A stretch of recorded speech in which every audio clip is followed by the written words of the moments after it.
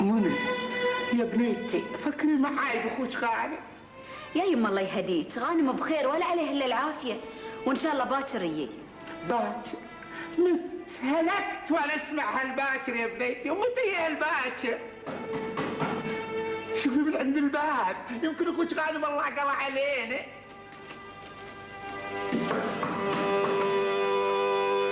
والله يا يما اذا هذا يعقوب بن العليل يا ويلنا منه.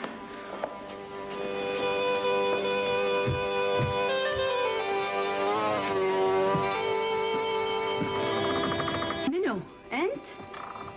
نعم آمر، ايش تبي؟ المهر بجيبي يا منى. متى نتزوج؟ أنا بسمع منك والحين تحددين اليوم اللي نتزوج فيه. احنا ما راح نتزوج يا بدر. سمعت ايش قلت لك؟ ما راح نتزوج. بالسهولة تقولين كذي يا منى؟ يعني اللي كنت خايف منه صار؟ بس؟ يعني اترك حلم عمري كله بكلمة واحدة منك ما راح تتزوج؟ قلت لك لا يعني لا، انت اصمخ ما تسمع. اسمع يا بدر، مستقبلنا احنا الاثنين يختلف، يعني مو واحد، وعلشان كذي لازم تنسى كل اللي صار بيننا. تبيني انساه؟ بهالسهولة؟ يعني اقطه بالزبالة؟ مو كذي يا منى؟ يعني الحب نضرج، لبسها البسها وقت ما ابي، وافسخها وقت ما ابي. سمعيني زين يا منى، انا ادمر الدنيا كلها لو يأست من الحب اللي ملأ قلبي ليك. انت عارفه شلون ادمر الدنيا، وانت تعرفين زين. اقول واطول. فكري زين يا منى، فكري زين وحطي راسك بخلاصك. اوه خلاص اطلع برا فرجنا. حاضر انا طالع. بدر يا ربي يا ربي، والله اني ماني عارف ايش قاعد يصير بهالبيت. يعني شلون يا يمه؟ تبغين نجيب واحد غريب ببيتنا يشاركنا بحلالنا؟ والله يا بنيتي انا خايفه عليكم من هالطاقه، خايفه عليكم.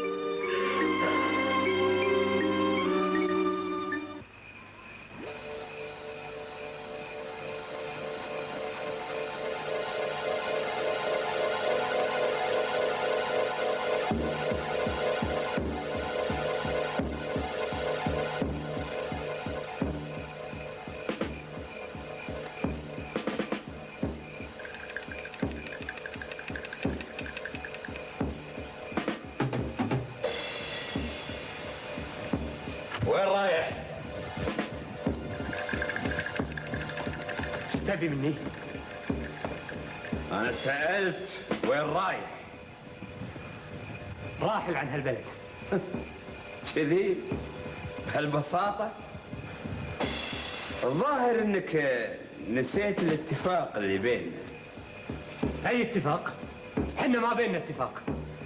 لا، تذكر يا غانم، تذكر أول يوم وصلت فيه أم الجواهر على مركب العم يعقوب. وقتها ايش قلت لك؟ ما أذكر.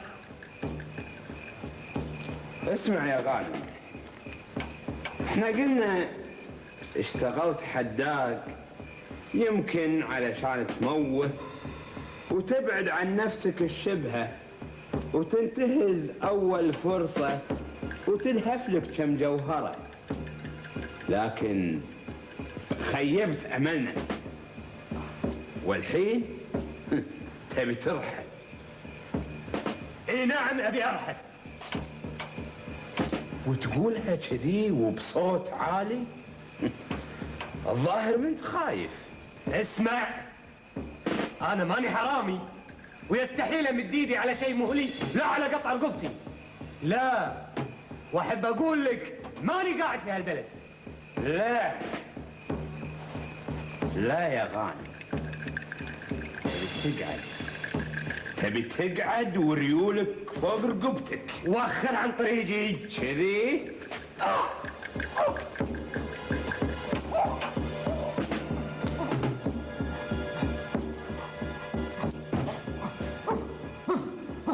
مهما تسوون فيني لازم ارحل.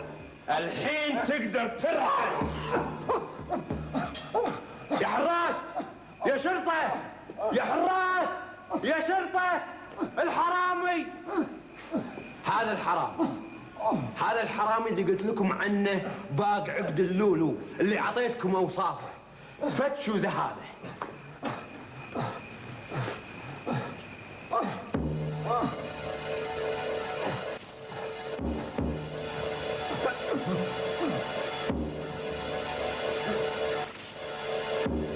لا وبترحل ها؟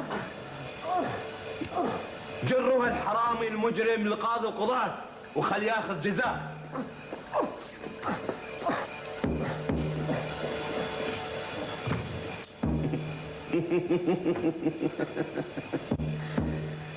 علشان تعرف اللي ما ينفذ اوامر العم يعقوب ابن العليل شي يصير فيه وشنهي نهايته. أنا ماني عارف أنتوا ليش خايفين من ابن العليل هالكثر. أنا ماني قايل لكم. يا رشيد الدين، يعقوب بن العليل من يوم ما طب هالبلد وزار حسين صاحب الجوهرة وقاعد بغرفته ما طلع مولية وقافل عليه. ايش معناها؟ معناها قاعد يخطط حق شيء، ناوي يسوي شيء يا موسى. طبعا، ولا ليش قافل حجرته عليه وقاعد؟ غير قاعد يرسم خطة علشان يقدر يلهث فيها الجوهرة. نعم قاعد يدبر مكيده. خلي يدبر اللي دبره، ما يقدر يوصل حق الجوهرة. احنا اللي بنوصلها، احنا اللي بنملكها. ويجيك العلم عاد. المسألة من مسألة حكي وراس كلام يا رشيد الدين. يوسف يا رشيد الدين، أنا قصدي إن ابن العليل إنسان مو شريف، ما عنده مانع يقتل أي إنسان بسبيل يوصل لحاجته. يقتل ولا بالبال يا رشيد الدين. وأنا قلبي حاسس إنه مخلي كم واحد من ربعه يراقبون دخولنا خروجنا قومتنا قعدتنا. وأنا أقول حتى كلامنا هذا يسمعونه بعد. اسمع عاد، احنا ما احنا مخلينا على كيفه، وربعنا مو مخلينا يتحرك من مكانه، ولا مو مخلينا ياخذ راحته حتى. زين؟ وموضوع ابن العليل خلوه علي انا، تطمنوا بس. لا وبزيدك من الشعر بيت، ترى الشابندر عز الدين وصل البلد.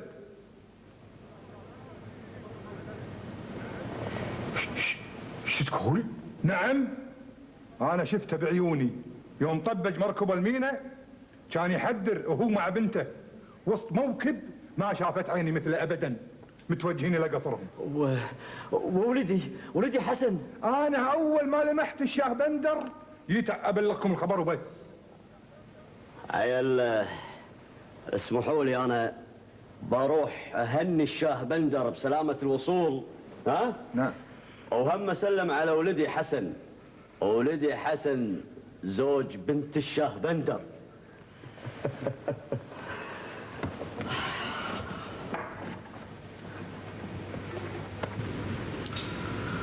ولا يبيك شاه بندر عز الدين تجيه بقصره حالا ومعاك الجوهرة بسرعة، ولا يكون ترجع إلا فيه.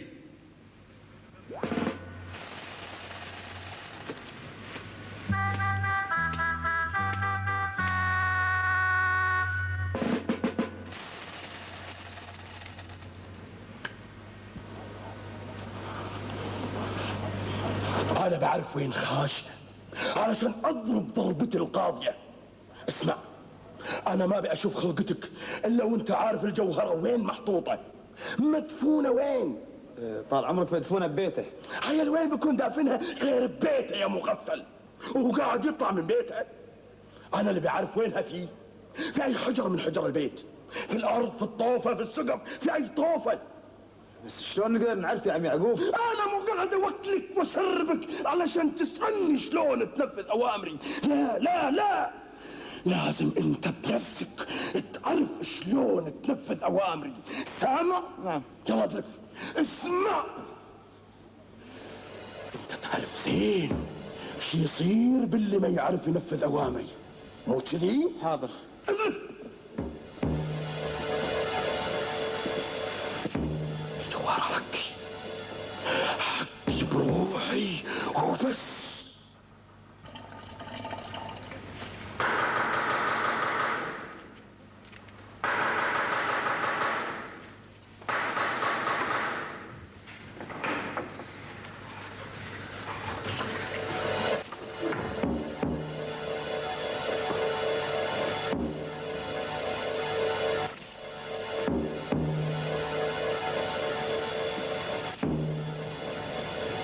الشاه بندر عز الدين أمر بحضورك إلى قصره أنت والجوهرة. حسين روح ونفذ أمر الشاه بندر واستسمح منه يرجع ولدك غانم. يا يمه ستة انتي. اللي يبي يشوف الجوهرة يجيب نفسه هني علشان يشوفها. منى ايه وانا صادقة يمه، الجوهرة احنا اللي نملكها واحنا احرار فيها، والشابندر مو احسن منه، مو احسن من ابوي، ولا بنت نورة احسن مني. اي نعم اي نعم، الجوهرة لا يمكن تطلع من البيت هذا قبل ما تنباع، وما راح تنباع الا حق اللي يدفع فيها اكثر ثمن. اسمع اخوي، اذا تبيني اجي وياك عند الشاه بندر بدون الجوهرة انا ما عندي مانع. وهم هذه لا يا يبا، الشاه بندر اذا يبيك يجيب نفسه هني. يعني أنت ترفض أوامر الشاه بندر يا حسين يا الحداد؟ نعم رافض.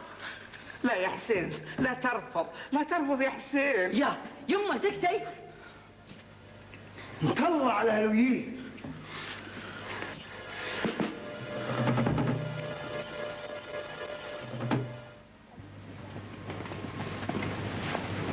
أمير التجار رشيد الدين.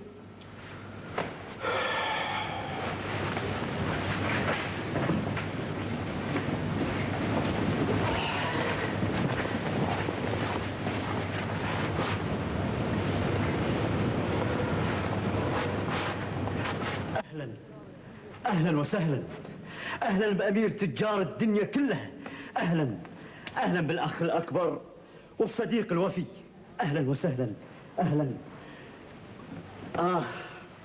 شو أخبار عروستنا؟ عيل حسن وأنا فيه؟ لا الحقيقة أنا زعلان عليه وايد زعلان عليه. ليش ما يجي يسلم علي أول ما يوصل؟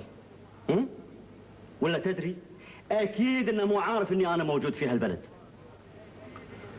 حسن ولدك في ام الجواهر يا رشيد الدين. هو ما وصل وياك؟ يعني هو مو خلاص يعني؟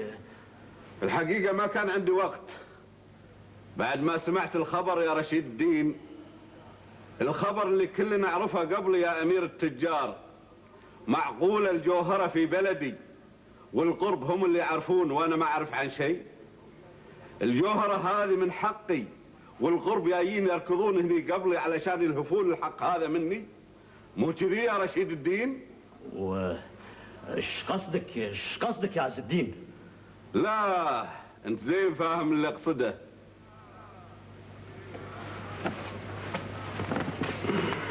انا ماني فارق هالحين، عندي شغل لازم اقضيه.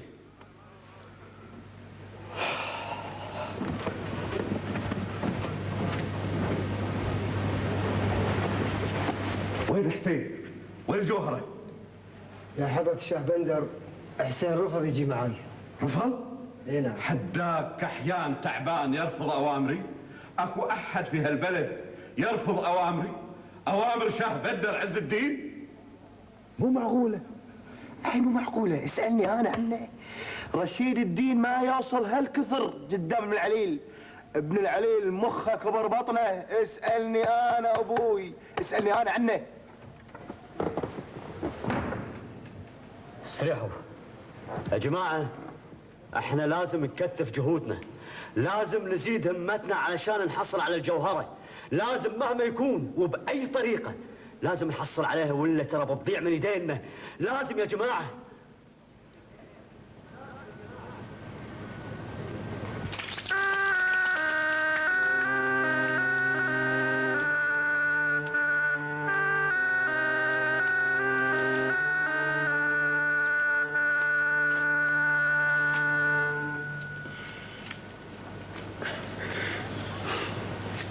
أنا ماني عارفة ليش سويتوا كذي. أنتوا ينيتوا تعاملوا الشاه بندر مثل ما تعاملون أي واحد عادي. هذا الشاه بندر هو اللي يقدر يرجع ولدك بإيده. بس يا بنت الحلال اكرمينا بسكوتك، فكينا كفاية. طبعا كفاية. تبيني أسكت؟ ما تبيني أتكلم مرة واحدة؟ مو هذا الشاه بندر اللي طرد ولدك من الديرة؟ ولدك حشاشة يوفق وهو اللي طرده وهو اللي يقدر يرجعه. ولا بتقول ان اخوك ابو عبد الله شافه ويقول طيب وبخير وبعد يومين ثلاثه بيرد؟ انتوا ذبحتوني، بتجننوني، بتذبحونا. قوم اللي يسلمك، قوم اللي يطول لي عمرك، روح له، قوم يا حسين. يا بنت الحلال قلت لك اتركيني بحالي، مالك شغل، ترى انا نفسي واصله بخشمي هني. قوم روح له، قوم روح له واللي يخليك، قوم روح له بيها عليه وفكنا من هالهم هذا اللي احنا شايلينه، واجرت عليه رجع لك ولدك. بسم الله. قومي داخل، قومي داخل يا مرة، خشي داخل، يلا يلا يلا يلا.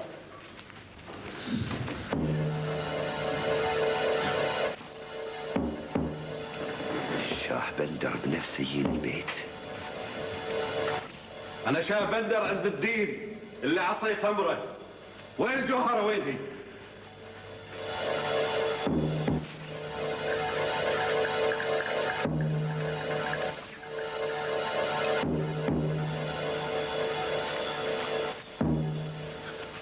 حسين اتهيأ ولسلم عمرك علشان خاطري، علشان خاطر ولدك غانم، اتهيأ واللي يطول لي عمرك. سكتي يا يمه انت، سكتي. وين الجوهره؟ وين هي؟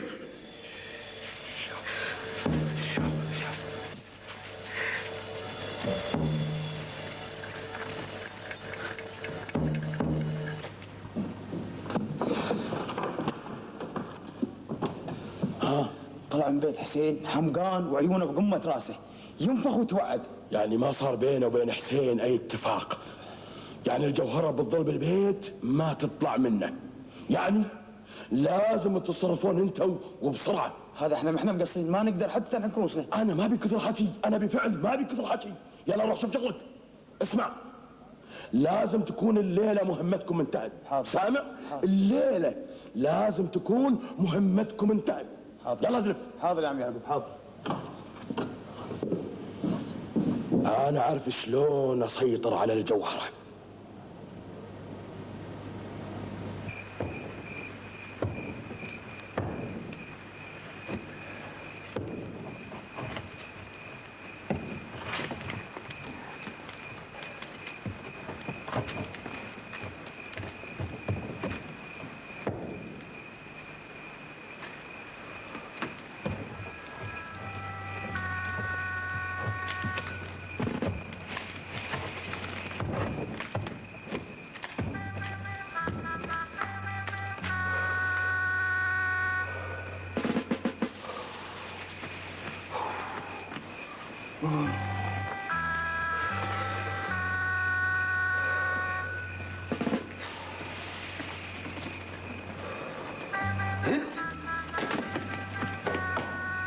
نايم وتارك الشغل اللي بيدك، الحين اوريك.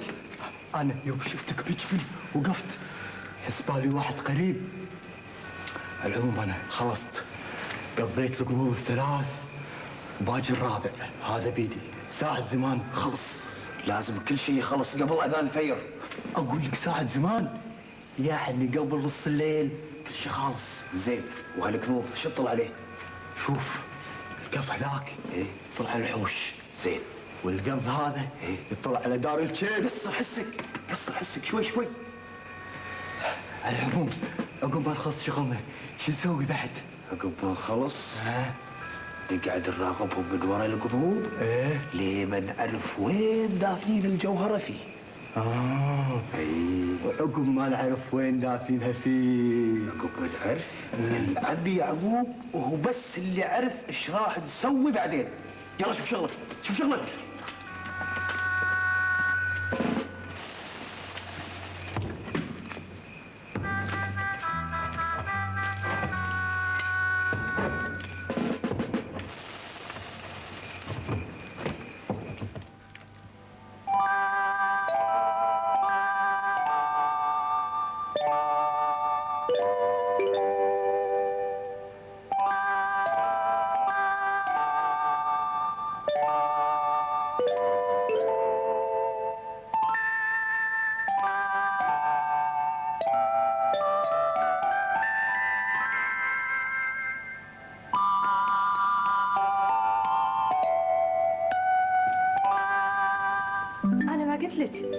ما قلت لك خبر الجوهرة هذه صارت من صوبك؟ ما قلت لك؟ صدقتي كلامي الحين؟ ماني فاهمة. خبر يسعدك، يسعد قلبك المكسور، ولما تسمعينه بتطيرين من الفرح. شنو عاد؟ شنو؟ صبري عاد، خلى بالعريجي واللي يسلم عمرك يا ريحانة. شنو؟ أنا ما قلت لك لو ما أبوه سمع الجوهرة في أم الجواهر كان الحين متزوجة حسن ورشيد الدين. انزين شنو الخبر؟ جننتيني عاد. يعني هذا أول فاز زين جابتها لك الجوهرة. أما الخبر اللي بقول لك عنه، إيه شنو؟ الجوهرة يملكها أبو حبيب القلب. شلون؟ الحداق الفقير؟ فقير؟ خلاص يا حبيبتي، الفقير الحين مو فقير، يعني صار من ثوبك. صحيح يا ريحانة؟ يعني لو تقدم لابوك، ابوك يحطه على راسه. يعني بتزو، يعني بتتحقق كل أحلامي.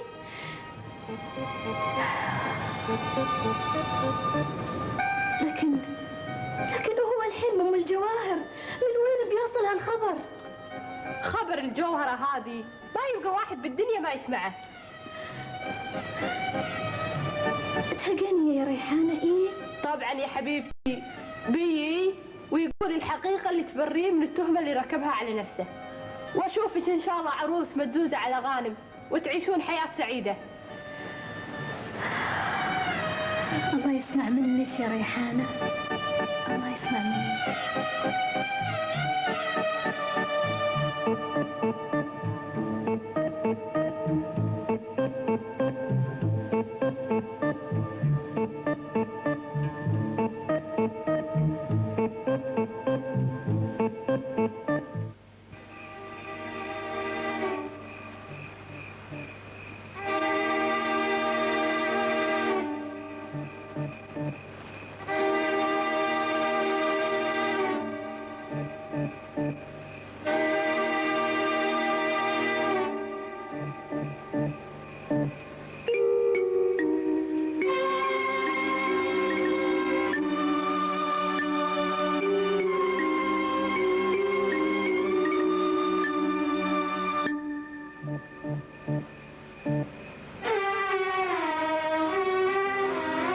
ليش ذابح نفسك كذي بالتفكير يا ولدي؟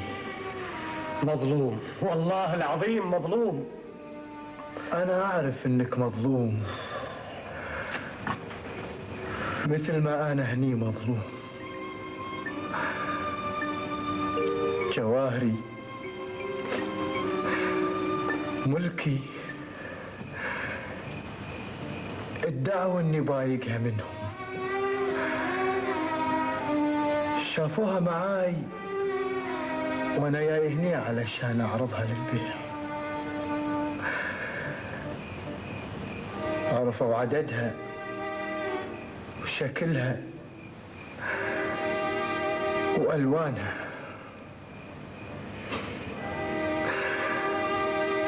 وادعوا عند قاضي القضاة انها مبيوقة منهم وانا اللي بايقها.